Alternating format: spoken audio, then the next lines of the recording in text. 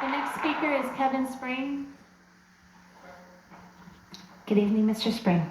Good evening.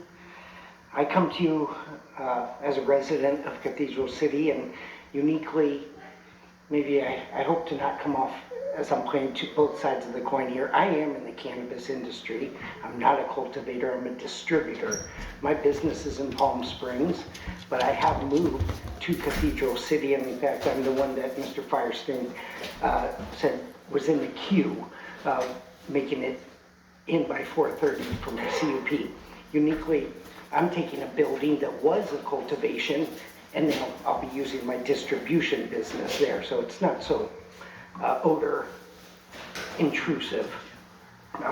And to my fellow citizens and the council, does sound like it's a season for righting some wrongs.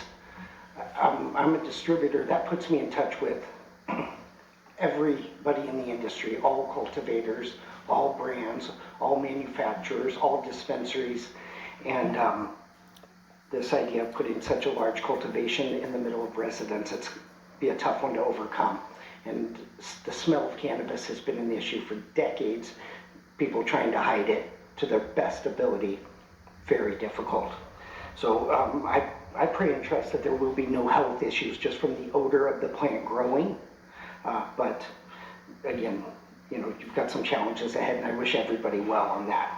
I do just want to say that, as Andrew Firestein mentioned, please consider that the moratorium not affect those that are in the queue. Of course, I'm happily coming to you from turning the cultivation into a distribution center, and I had run one since 2019 in Palm Springs with no odor control citations or complaints. It's just not an odor producing business, really. So I hope and trust I'll be fine in that endeavor. But again, if you can imagine, if we're in the queue, I've been working on this project for 8 months. We're nearing our opening day, and we already attained our licenses, city licenses, working on the state license, and we finalized our CUP application today before 4:30. So I ask that you'll consider that. I also ask that you'll focus this moratorium on cultivations, because they are the odor producing problem. Maybe manufacturers too. In my case, I'm a distributor and a non-storefront delivery service. So I just hope that you'll give that idea that people who have already started a project shouldn't be held up in the last moment. Thank you very much. Thank you for your time. Madam Clerk.